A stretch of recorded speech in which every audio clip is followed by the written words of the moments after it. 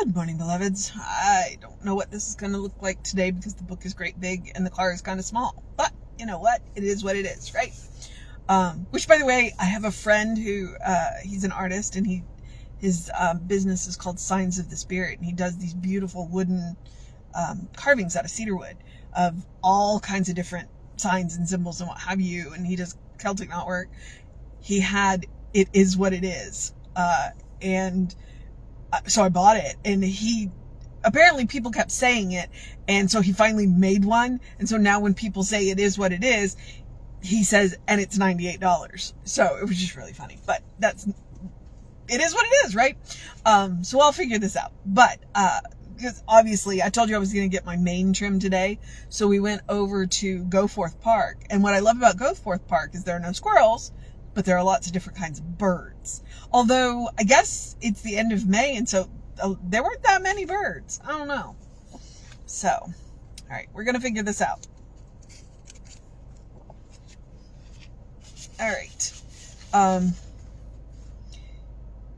The title is, May 20th. The title is The Body Temple.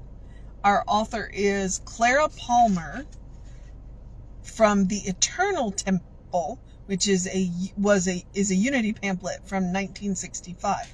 I just realized I've got enough sunlight. I don't need my glasses. Yay! The light is good enough. So, the body temple.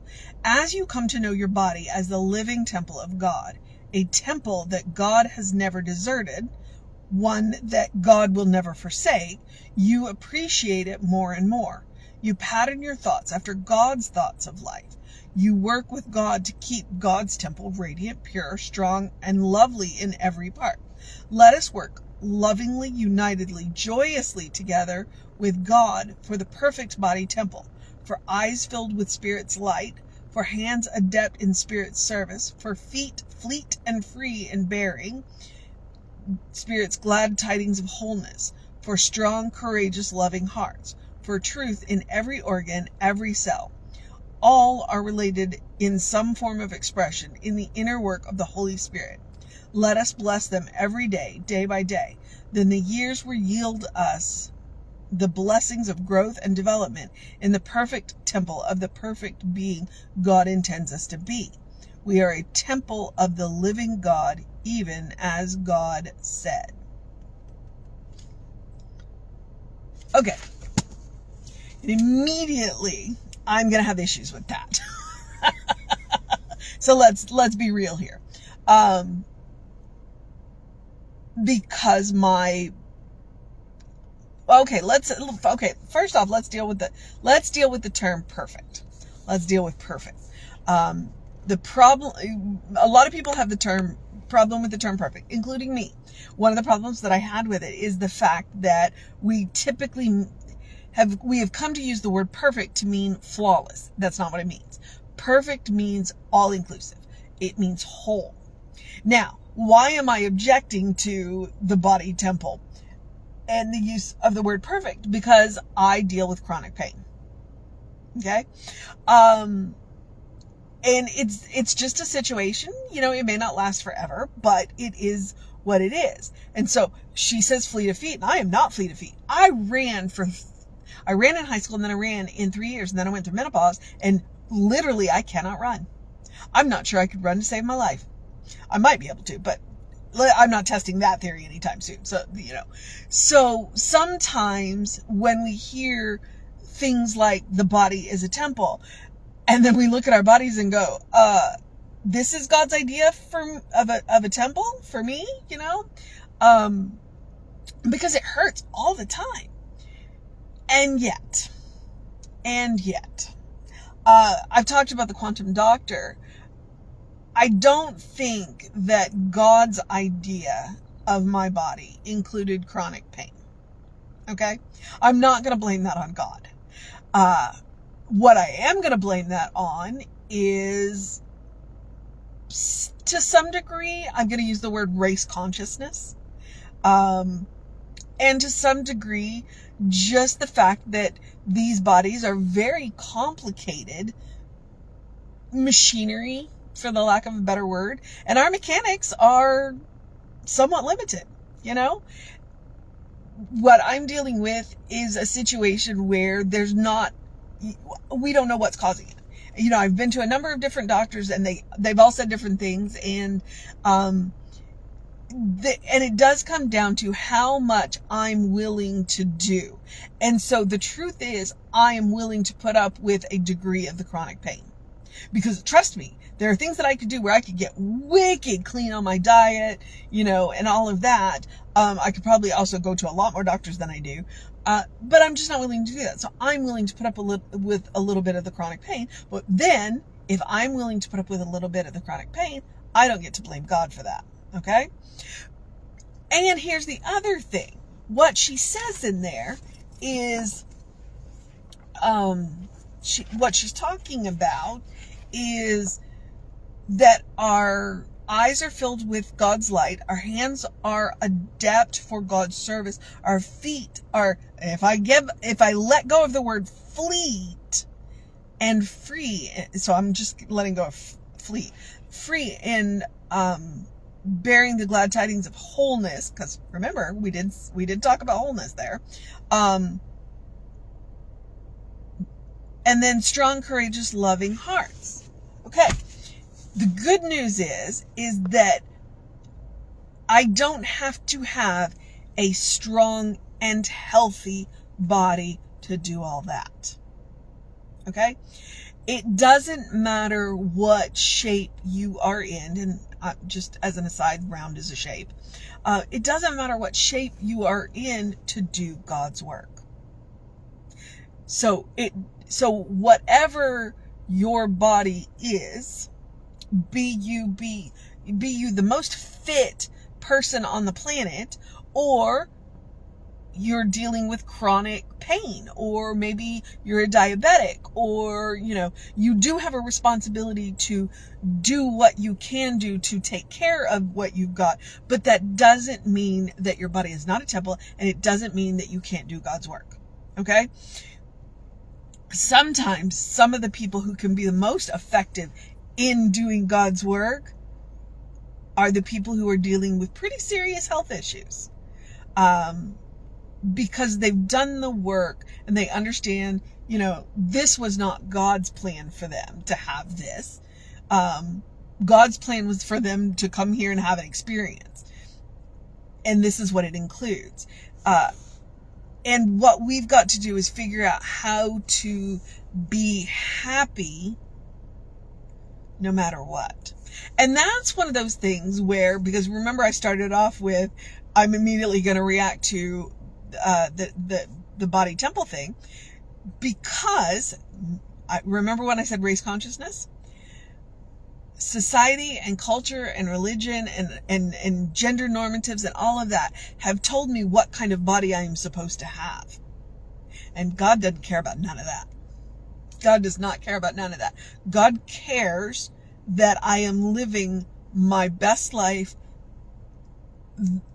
to the fullest extent that is possible for me. That's all God cares about.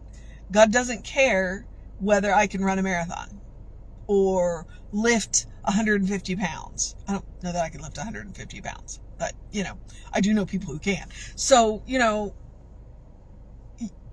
it is, do not get caught up in society's ideas of what your body should look like to do God's work. Okay. And the funny thing is we're talking about the body temple, and I just, you know, I was so proud of myself because I walked 3 miles in the park today, and I'm very happy about that. Did it hurt a couple of times? Oh yeah. But I'm learning to listen. When it hurts, then that means to rest. So, all right. I'm going to go back. I'm going to look at this. Oh, that's not it. Okay. All right. So Clara A. Palmer. Oh. And I guess that's one of the other things. Maybe the mission today, should we choose to accept it, is that first line. As you come to know your body as a temple of the living God. one that God has never deserted, and that God will never forsake. So pattern your thoughts after God's thought in life. What your body looks like is not what's important. What you do with it is important. The mission today, should we choose to accept it, is, I think, that to not worry about what the body looks like, but what you can do with the body. And as always, because that's what it was in the Quantum Doctor, go back to God's idea of you. Forget any living mortal idea of what your body should look like, and go back to God's idea of you. Because if God is love, then God loves your body just the way it is. And the more loving and kind and compassionate we are with our body, the better it will work. And that's what I have to do with the chronic pain. Be more loving, more kind, more compassionate. And sometimes compassionate means sitting your butt on the bench for 5 minutes. All right, so that's the mission. Go back to God's idea of your body. Forget the gender society cultural normatives.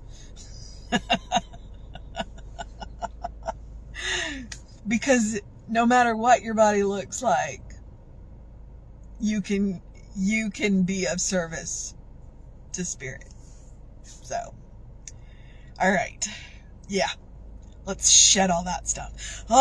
And so I'm talking about the spiritual practice of being loving, being kind, being compassionate. And that's exactly what it looks like. Sometimes it looks like sitting on the bench for 5 minutes and resting. It absolutely looks like taking your break. It looks like, taking a nap, because I intend to do that today too. I'm going to go home and curl up with my cats after I get the mane tamed. So, but it's also, I say it's about making room for joy. I talk about eating dessert first.